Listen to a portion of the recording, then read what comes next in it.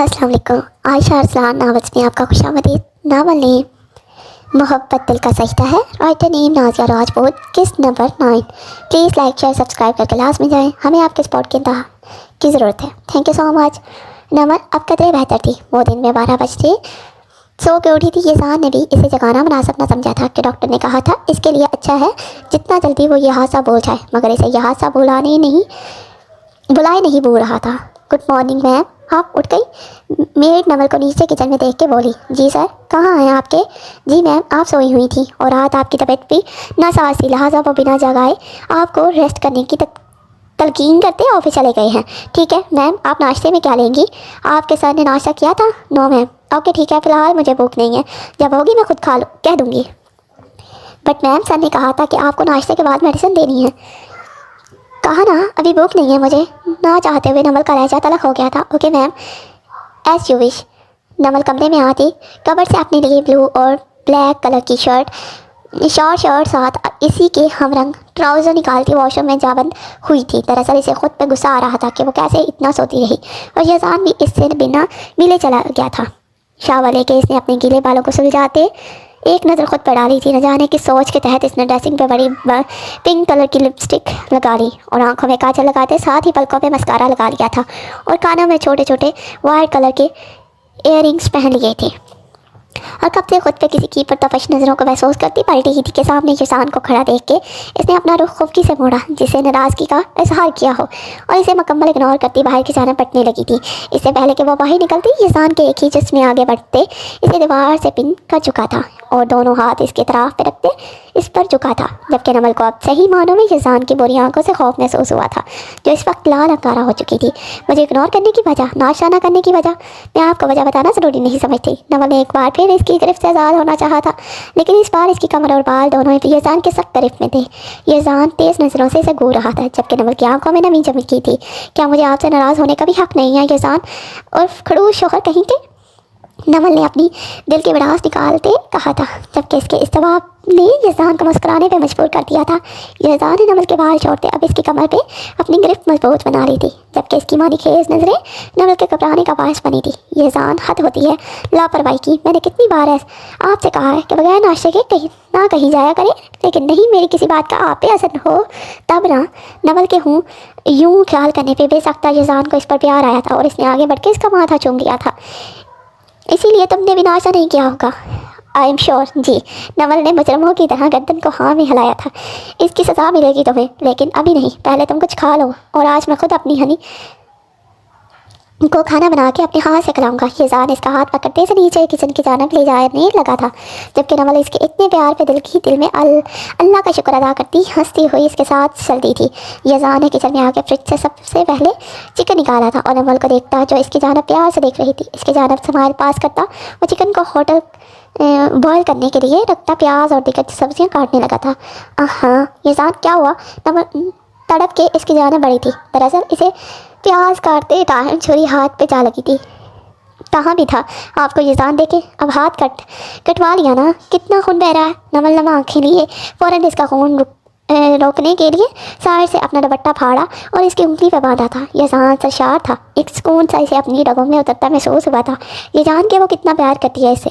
अच्छा आप हटे, मैं बनाती हूँ। नहीं बिल्कुल नहीं यार, छोटा सा जख्म है, वैसे भी प्याज काट चुका हूँ मैं, बस तुम यहाँ बैठो और बस 20 मिनट वेट करो। नमल को गोद में उठाते इसे अपने सामने शेल्फ पे बैठाते कहा था, जबकि नमल सिर्फ इसे घूर के रह गई थी।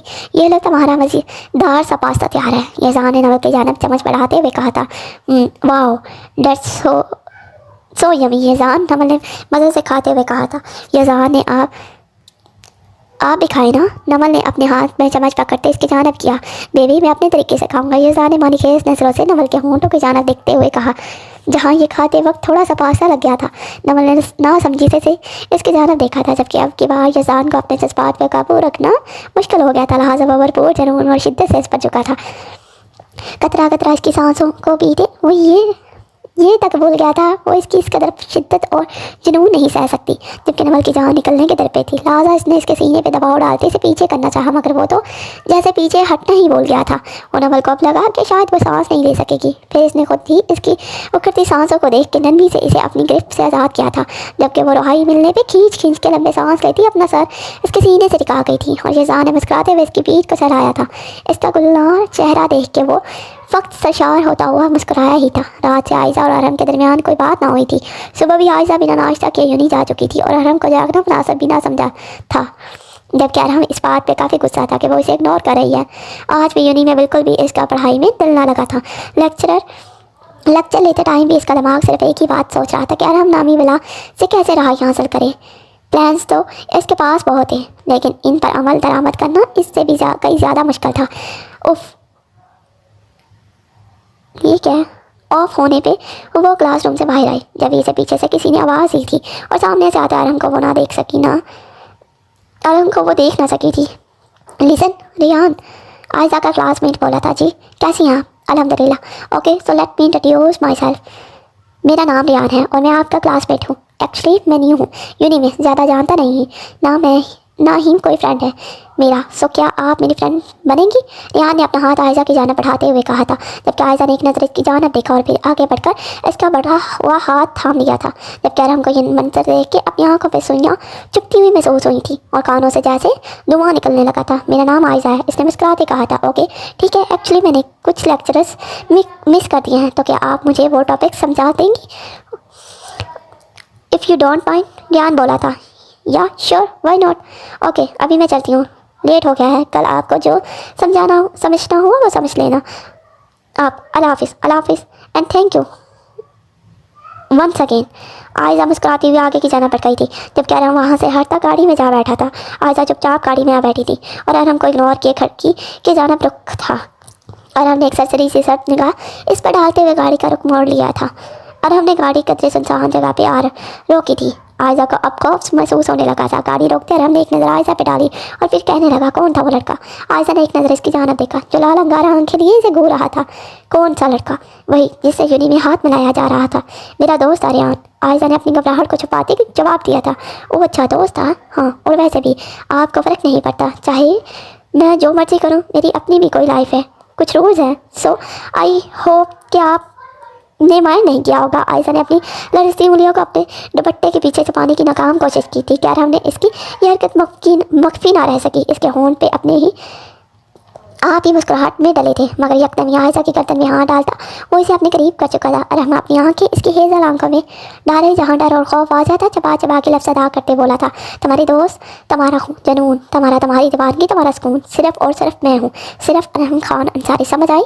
और अगर तुमने ये जगह किसी और को देने की कोशिश की तो वो बंदा जान से जाएगा ही, तुम्हें भी मैं ज़मीन में जिंदा काट दूँगा।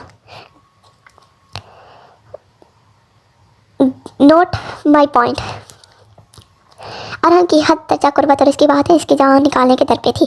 एक झटके से इसकी गर्दन को आज़ाद करता वो अपने बालों में हाथ फंसाए खुद को रिलैक्स करने की कोशिश करने लगा था। वो सिर्फ दोस्त है मेरा, यूनी में न्यू है, मुझसे कोर्स का पूछ रहा था। और हाँ, मेरा नाम भी आयशा कुरैशी है। मैंने इसे कहा था कि इसे कोर्स समझने में इसकी मदद करूँगी तो करूँगी, एंड दैट्स फाइनल। आयशा ने भी कहा पीछे रहने वाली थी, इसलिए तड़क के बोली थी, और इसका ये बोलना अरहम को तैश जलाने का बायस बना था। इसलिए एक हाथ इसकी कमर पे बांध देते हुए झटके से इसे करीब करते वो इस पर झुका था। इसका लफ्ज़ गुस्सा, दीवानगी, शिद्दत और जुनून इख्तियार किए हुए था। क्या आयशा को तो अपनी जान निकलती हुई महसूस हुई थी। वह भरपूर मज़ाहमत करती, इसके सीने पे हाथ रखती, इसे पीछे करने की तो वो दूर में थी कि अब की बार इसके दोनों हाथ इसके गिरफ्त में थे। इसे अपनी बेबसी और इसके बेदर्द लम्हे रोना आ रहा था, और शायद वो रो भी रही थी। जब अरहम को इसकी सांसें मदम होती महसूस हुई, जब जाके इसने इसे अपनी गिरफ्त से आज़ाद किया था, और अब की बार निशाना इसकी गर्दन थी। इसका सुलगता लम्स अपनी गर्दन पर महसूस करके वो काँप उठी थी, जबकि अरहम हमेशा की तरह आंखों में खुमार की सुर्खी लिए बहक रहा था। इसकी गर्दन में ही मुँह दिए इसने अपनी दाढ़ी सहलाई थी, और आयशा की गर्दन पे जगह जगह लाल निशान पड़ गए थे जो अरहम की शिद्दतों के बायस थे। इसने एक गर्दन से मुँह निकाला था और एक नजर आयशा की जानब देखा था जो रोने में मसरूफ़ थी कि एक बार इसने इसकी गर्दन समेत इसके कंधे पे अपने दांत जोर से काटे थे। क्या आयशा सच की थी? क्या हुआ? दर्द हुआ ना? ऐसा ही दर्द मुझे हुआ था जब तुमने इस 2 टके के लोफ लफंगे से हाथ मिलाया था। मैं बस एक बात कहना चाहता हूँ Ayesha, look at me Ayesha. Ayesha को रुख मोड़ते देख वो तेज़ी से आवाज़ में बोला। क्या आयशा ने फ़ौरन इसकी जानिब देखा था और शिकवा कुन निगाहों से देखने लगी थी। तुम ये बात अच्छी तरह जानती हो कि मेरा पागलपन, मेरी दीवानगी सहना तुम्हारे बस की बात नहीं है, इसलिए आइंदा एहतियात करना और इस लड़के से दूर रहना। अगर इसे ज़िंदा देखना चाहती हो तो समझ गई। और हमने इसकी जानब गौर से देखते हुए कहा था, जबकि आयशा ने बिना कोई जवाब दिए अपना रुख खिड़की की जानब करते हुए बात ख़त्म की थी। मुझे घर जाना है। इसके बाद पहले पीछे इसने गाड़ी स्टार्ट की थी। आयशा और अरमगलान आज शॉपिंग करने आए थे। आयशा नहीं चाहती थी, लेकिन अरमगलान के गुस्से और जनून वाकफ थी, लिहाजा बिना कुछ किए तैयार हो गई थी। कहीं तैयार हो गई थी। वो लोग शाम को निकले थे और अब इनको रात हो गई थी। आयशा और अरमगलान शॉपिंग करते थक गए थे, लिहाजा अरमगलान इसे मॉल के अंदर ही मौजूद कैफेटेरिया में बैठाते अपने और इसके लिए कुछ ऑर्डर करते अपनी एक ज़रूरी कॉल सुनने गया था। वेटर कॉफ़ी के 2 कप के साथ स्नैक्स और बर्गर फ्राइज़ ला रहा था कि बेतिहानी में इसके हाथ से कॉफ़ी का 1 कप फिसला और आयशा के हाथ पे जा गिरा था। Oh sorry I am so sorry ma'am, गलती से गिर गई। वेटर फ़ौरन से इसका हाथ अपने हाथ में लेते इस पर करी कॉफ़ी को टिश्यू की मदद से साफ़ करने लगा था और सामने से आते अरमगलान को तो गोया ये देखते हुए अपना दिमाग घूमता हुआ महसूस हुआ था। ये क्या हो रहा है? अरमगलान ने इंतहाई जब्त करते पूछा था कि आयशा इसका लाल पक्का चेहरा देखती घबराई थी। कुछ नहीं सर, गलती से मैम के हाथ पर काफ़ी गिर गई थी, वेटर ने बखलाते हुए कहा था कि इसके तेवर देखकर वेटर भी खौफजदा हो गया था। चलो आयश। एक हाथ में शॉपिंग बैग्स पकड़े और एक हाथ में आयशा का हाथ पकड़े जो जला हुआ था, इसे मजीद दबाते गोया जैसा अपना गुस्सा इस पर उतार रहा हो। साथ ले जाने लगा था, लेकिन जाने से पहले वेटर पर एक कसमनाक नजर डालना ना भूला था। जबकि वेटर ने इसके जाते ही शुक्र का कलमा पड़ा था। कराते ही इसने तमाम बैग्स सोफे पे बेतरतीबी से फेंके थे और वॉशरूम से में गुस्से गरजदार आवाज़ में इसने दरवाज़ा बंद किया था कि आयशा काम के रह गई थी और दिल ही दिल में आयतुल कुर्सी का विर्द करने लगी थी। अरमगलान शावर के नीचे खड़ा था, लेकिन फिर भी किसी तौर पे भी इसका गुस्सा कम होने का नाम नहीं ले रहा था। इसे रह के आयशा पे गुस्सा आ रहा भी खुद को हाथ लगाने दिया था। आयश बुढ़ाड़ा था। जी। आयशा ने डरते बखलाते जवाब दिया था, मेरा टॉवल दो मुझे। आयशा ने कामते हाथों में से वार्डरोब में से टॉवल निकाला था और बाहर से ही टॉवल पकड़ाना चाहा था कि अरमगलान ने इसका वो हाथ जिससे इसने टॉवल पकड़ा हुआ था पकड़ के अंदर खींच लिया था। आयशा जो इस सब के लिए तैयार न थी, यकदम इसके सीने से आ लगी थी। आयशा ने जब इसे बिना शर्ट के देखा तो ढेरों शर्म ने इसके आ गिरा था, जबकि दिल में इसने अरमगलान को काफ़ी गालियों से नवाजा था। अरमगलान लाल चेहरा लिए इसकी जानब देख रहा था जैसे अभी इसे सालम निकल जाएगा। कुछ नहीं कीजा हकलाते इसने कहा था, लेकिन तुमने इसे खुद को हाथ कैसे लगाने दिया? डैमिट। अरमगलान ने एक हाथ से इसकी कमर को जकड़े दूसरा हाथ दीवार पे दे मारा था, जिस पर आयशा ने डर से अपनी आंखें बंद कर ली थी। वो गलती से गिर गई थी। एक बात याद रखना आयशा, तुम पे सिर्फ और सिर्फ मेरा हक है, यानी अरमगलान कुरैशी का। तुम अच्छे से जानती हो तुम मेरा जुनून हो और मेरी। और क्या? आयशा ने अब बगैर किसी खौफ के पूछा था। और मेरी मोहब्बत। अरमगलान के दिल के किसी कोने से आवाज़ आई थी और ये अरमगलान ने इसकी कमर के खम पे दबाव दे के इसे मज़ीद नज़दीक किया था। इसकी आंखों में छपाई खमार की सुर्खी आयशा को बहुत कुछ पावर करवा गई थी। गलती हो गई मुझसे जो इस मॉन्स्टर से पूछ लिया। पहली बार इसने इसके सामने मुंह खोला था, जो शायद नहीं खोलना चाहिए था। इसने दिल में कहा था इसके मुंह पे कहती तो शायद फिर कभी भी मुंह ना खोल सकती। कुछ कहा तुमने? नहीं तो। अरमगलान इसकी पलकों की लर्जिश देख के महबत रह गया था। इसने भी इख्तियार होते इसके माथे पे अपने लब रखे थे, जैसे इसे इज्जत और मान बख्शा हो। आज पहली बार आयशा को इसका छूना बुरा नहीं लगा था। माथे पे लब रखने के बाद इसने इसकी नक्श पे अपनी मोहब्बत के फूल बरसाए थे, जबकि आयशा अपनी जानब से मजामत कर रही थी। लेकिन सामने अरमगलान था जिसे पीछा चढ़वाना आसान ही नहीं नामुमकिन था। इसके छोटी सी नाक पे लब रखते वो अब इसके होंठों की जानब देखने लगा और इसके होंठों को देखते इसे अपने हलक में कांटे से चुभते महसूस हुए थे। एक नज़र इसकी जानब देखा जो इसे देखती नफी में सर को हिला रही थी। दिल की धड़कन हद दर्जा तेज थी और वो अपना इख्तियार खोता शिद्दत से इन पर चुका था। जुनून, शिद्दत, दीवानगी क्या नहीं था इसके लम्स में। जबकि आयशा ने खुद को गिरने से बचाने के लिए इसके कंधे में अपना नाखून गाड़ दिए थे। इस कदर शिद्दत पे आयशा की आंखों से आंसू निकले थे और वो भरपूर मज़ाहमत कर रही थी कि अब इसको सांस लेना महाल लगने लगा था।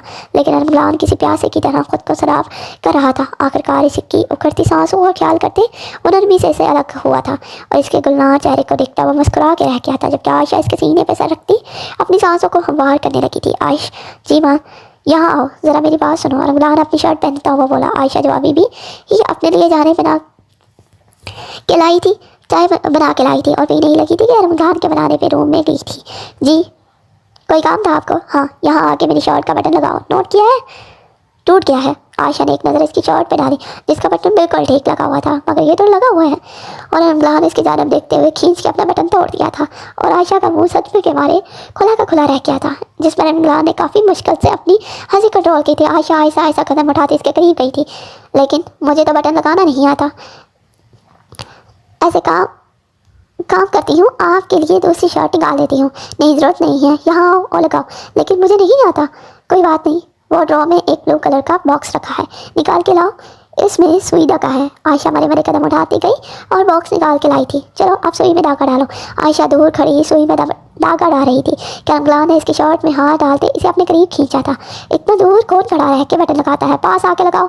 आयशा इसी इब्तिदा पे मुचका के रह गई थी। चलो अब बटन को शर्ट के ऊपर रख के टांगती जाओ। जैसे जैसा रमजान बता रहा था आयशा वैसे ही करती जा रही थी, लेकिन इसके हाथ लड़खड़ा रहे थे क्योंकि कभी रमजान इसके चेहरे पे आए बालों को पीछे हटाता तो कभी इसकी कमर पे अपनी गिरफ्त मजबूत कर देता था।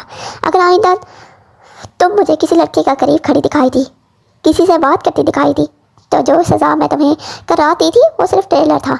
अगर दोबारा वैसा कोई काम किया तो पूरी पिक्चर दिखाऊंगा जिसमें हम दोनों हीरो हीरोइन होंगे।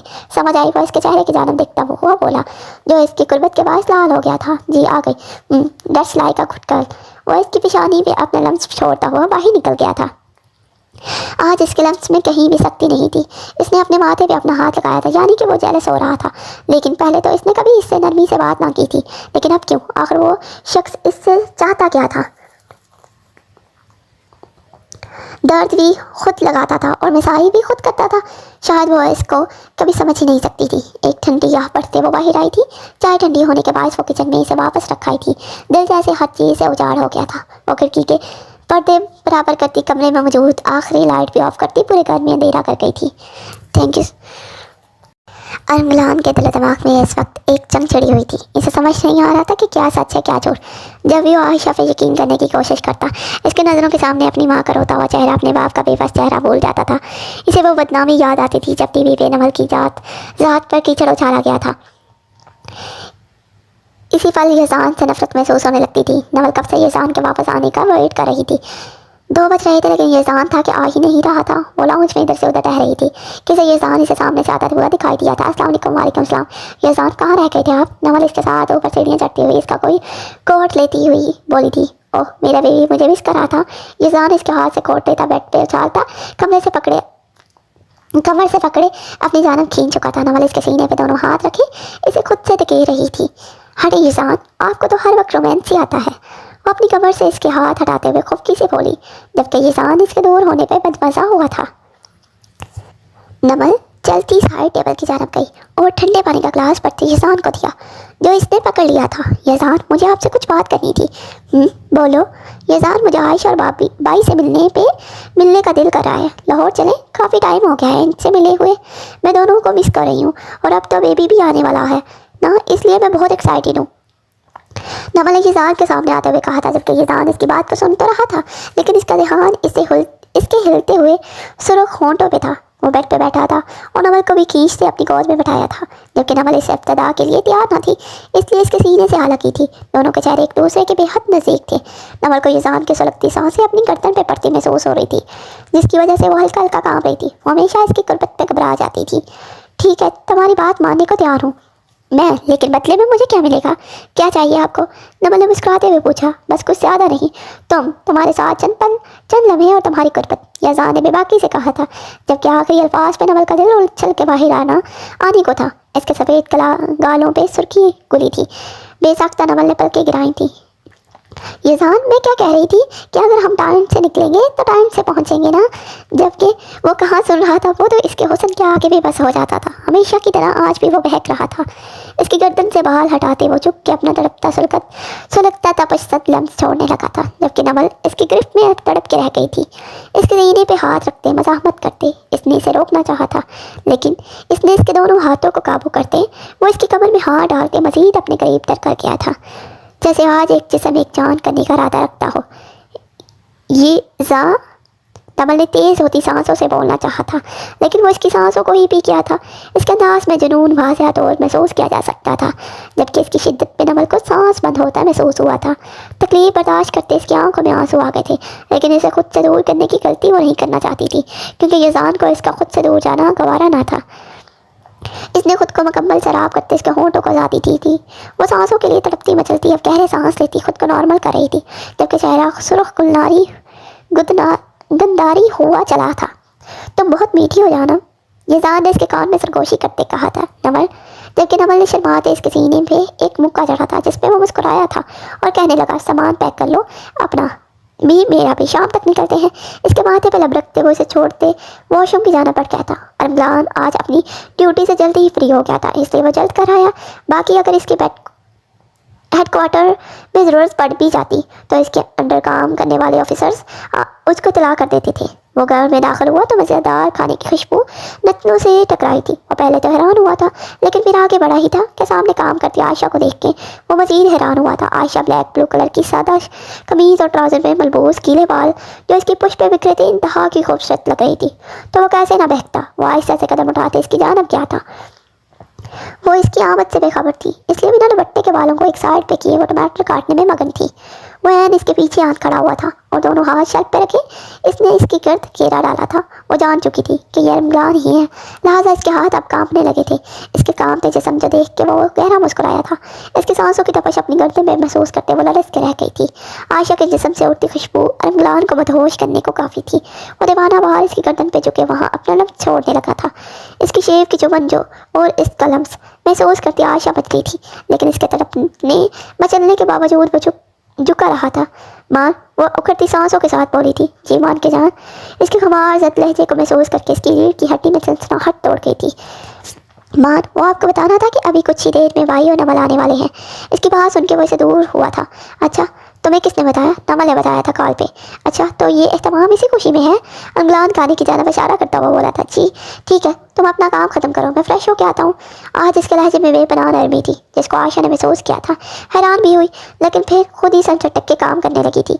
नमल और यज़ान के आते ही आयशा के चेहरे पर मुस्कुराहट छा गई थी, जिसको अमलान ने नोट किया था। नमल बातों ही बातों में 1000 दफ़ा इसे अपना ख्याल करने की सख्ती से तनबिया कर चुकी थी, जबकि वो हंसते हुए इसे यही कहती कि बहुत ख्याल करती हूँ अपना। अरमलान भी इसका ख्याल रखता था। हाजरा और राहिल वक्तन फ़क्तन इसे कॉल करके आयशा का सख्ती से ख्याल रखने की तनबिया करते रहते थे। आयशा सबके लिए चाय बना रही थी कि यज़ान किचन में चला आया था। बुढ़िया, वो गधा तुम्हारा ख्याल तो रखता है ना? यज़ान ने आईब्रो झुकाते पूछा था, जिस पर आयशा ने सर हाँ भी हिलाया था। जी भाई, बहुत ख्याल करते हैं। भाई, आप जानते हैं नमल के वालिदैन भी बहुत ज़्यादा अच्छे हैं। उन्होंने मुझे इस तमाम अरसे में कभी भी माँ बाप की कमी महसूस नहीं होने दी। आयशा ने नम आंखों से कहा था, जबकि यज़ान किसी गहरी सोच में पड़ गया था। क्या सोच रहे हैं भाई? अमलान जो पानी पीने आया था किचन में इन दोनों को बात करते देख रुका था और वहीं खड़ा होकर सुनने लगा था। सोच रहा हूँ कि अमलान कितना बेवकूफ़ है, बिना सच जाने ही इतना कुछ कर गुजरा है। जब इसे सच का इल्म हुआ तो क्या करेगा वो? कैसे बर्दाश्त कर पाएगा कि इससे किस तरह का गुनाह सरजाद हो चुका है। यज़ान ने बगौर आयशा को देखते कहा था कि जैसे आयशा बोली थी, नहीं भाई, मैं नहीं चाहती कि इनको सच का पता चले। मैं चाहती हूँ जिस गफलत में वो डूबे हुए हैं, इसी गफलत में वो डूबे रहें। इनकी अकल पर पर्दा पड़ा रहने दो। आयशा की बात सुनकर अमलान को कुछ गलत होने का एहसास हुआ था, यानी वो सच से नावाकिफ़ था। और आयशा क्यों ना चाहती थी कि इसे सच का पता चले? वो कुछ सोचता हुआ एक फ़ैसले पे पहुंचा था। अब सच जानना इसके लिए नहायत ज़रूरी हो गया था। चाय और खाने की फ़रागत हासिल करते नमल और यज़ान ने इजाज़त चाही थी। इन दोनों ने कहा था कि जब तक वो यहाँ है यही रुक जाएं, लेकिन यज़ान पहले से ही वहाँ अपने और नमल के लिए होटल बुक करवा चुका था और पेमेंट भी करती थी। लिहाजा वो दोनों इनसे इजाज़त लेते, मोहब्बत से इनका शुक्रिया अदा करते अपने सफ़र की जानब रवाना हो गए थे। नमल और यज़ान के जाने के बाद आयशा फिर से अफसरदा हो गई थी। अमलान इससे बात करना चाहता था, लेकिन पता नहीं क्यों वो चाह के भी बात ना कर पा रहा था। ऐसा ना था कि इसकी अना या इसका गुस्सा इसको बात करने से मना कर रही थी, बल्कि वो ये सोच रहा था कि अगर आयशा बेगुनाह हुई तो वो क्या करेगा, कैसे इसका और बाकी सबका सामना करेगा और कैसे अपने रब से किए गए गुनाह की माफ़ी मांगेगा। वो पूरी रात सिगरेट पे सिगरेट फूंकता रहा था, लेकिन इसके अंदर चलती आह कम ना हो रही थी। इसके अंदर मौजूद वहशत कम ना होने का नाम ही नहीं ले रही थी। एक बात पूछूं तुमसे यज़ान? अमलान ने शीशे के पार देखते हुए कहा था। वैसे हैरत की बात है कि दुश्मन आज खुद चल के मेरे पास आया है, मुझसे मिल गई। यज़ान एक तंजिया मुस्कुराहट इसकी जाना उछालते कहा था, जबकि इसके ऐसा कहने पे अमलान ने बहुत मुश्किल से अपने ख्याल पे काबू पाया था। खैर पूछो, क्या पूछना चाहते हो? जिस दिन तुमने नमल को किडनैप किया था, क्या इस दिन आयशा तुम्हारे साथ मौजूद थी? और क्या वो इस बात से वाकिफ़ थी कि तुमने नमल को किडनैप किया है? इसके पूछने पर यज़ान ने गौर से इसकी जानिब देखा था, जो इस वक्त काफ़ी उलझा हुआ लग रहा था, जैसे कुछ सुलझाने की कोशिश में हो और वो सुलझ ही ना रहा हो। वैसे हैरत है, DIG राहिल कुरैशी का बेटा कैप्टन इमरान कुरैशी, जिसका नाम इस मुल्क का बच्चा बच्चा जानता है, जो अपने मुल्क की इज़्ज़त, इसका वक़ार बचाने के लिए अपनी जान देने से भी तरके नहीं करता, इतना बेगैरत कैसे बन गया कि एक लड़की की आबरू, इसकी इज़्ज़त पे हाथ डालते, इसको नोचते ज़रा ख्याल ना आया? तेरी रूह नहीं कांपी ऐसा करते? यज़ान की बातों ने इसका रोम रोम सुलगा दिया था, इस आंखों में खून उतर आया था और लब आपस में सख्ती से पेश थे। शट अप, बकवास बंद कर अपनी। तू कौन सा दूध का दूल्हा है? जब तूने मेरी बहन को अपने बदले के लिए इस्तेमाल किया तो क्या तुझे इसकी इज्जत का ख्याल ना आया? हाँ, तुझे ना आया? तू मुझे कैसे आ जाता? इमरान ने यज़ान का गिरबान पकड़ते लफ्ज़ लफ्ज़ इसकी आंखों में आंखें डाल के कहा था, कहने को मैं भी एक सियासतदान हूँ, किसी की जान लेना मेरे लिए कोई मुश्किल है, बल्कि मेरे बाएं हाथ का खेल है। लेकिन तू जानता है इमरान, मुझ में और तुझ में क्या चीज़ का फ़र्क है? पूछ, कौन सा फ़र्क? अब तो तू पूछने से रहा, मैं बताता हूँ। यज़ान लाशटी की गैरत जिंदा है, जबकि इमरान कुरैशी की गैरत मर चुकी है। अगर मैंने तेरी बहन को किडनैप किया था तो मैंने कोई गैर अखलाकी हरकत नहीं की इसके साथ, बल्कि मैंने इसके अपना नाम दिया, निकाह किया, इससे एक जायज़ रिश्ता बनाया। जबकि तूने क्या किया? हाँ, इस मासूम को रोंदने के बाद तू इसको अपनाने को तैयार ना था। अगर तेरा बाप तुझे इस बात के लिए राज़ी ना करता तो यज़ान अब की बात दहाड़ा था और एक ज़ोरदार मुक्का इमरान के नाक पे दे मारा था, जहाँ से खून बहना शुरू हो चुका था। जबकि इमरान की अब की बार नजरें चुरा गया था। यज़ान बेदर पे इसे मुक्के मार रहा था, लेकिन इसे तो जैसे किसी चीज़ का असर ही ना हो रहा था। यकदम ही यज़ान ने इसका गिरबान पकड़ा था। तो जानता है, जब मुझे पता चला था कि आयशा कंसीव कर रही है, तब मैंने इसे कहा था कि इसका जो फैसला होगा मैं इसके साथ हूँ। तब भी इसने तेरा दफा किया, तेरे हक में बोली वो अपने बच्चे को बाप की शफ़क़त से मरहूम नहीं करना चाहती। हत्ता कि आज तो ज़िंदा भी सिर्फ आयशा की वजह से है। अगर वो मुझे मना ना करती तो बाखुदा तेरे इतने टुकड़े करता कि दुनिया के लिए इबरत का निशान बना देता तुझे मैं। और सबसे आखिरी बात, जिसके बाद शायद तुझे इस पर यकीन आ जाए कि इसका इस सब में कोई कसूर नहीं है, और वो बात जिसका जवाब ढूंढने आज खुद चल के मेरे पास आया है। जिस दिन नमल को किडनैप किया था मैंने, तब आयशा घर थी, जबकि नमल को अपने फार्म हाउस लेके गया था। इस बेचारी को इस बात का इल्म ही नहीं था और तुमने बिना समझे बिना जाने इसे रोन डाला। तुझसे बड़ा कमजोर और घटिया इंसान मैंने नहीं देखा। यज़ान एक नज़र इसकी जानिब देखा था, जब यकीनी से सब सुन रहा था और देख रहा था। पछताओं के नाग इसे डसना शुरू हो चुके थे। Thank you so much. Please like share subscribe कर क्लास में जाएं। Thank you.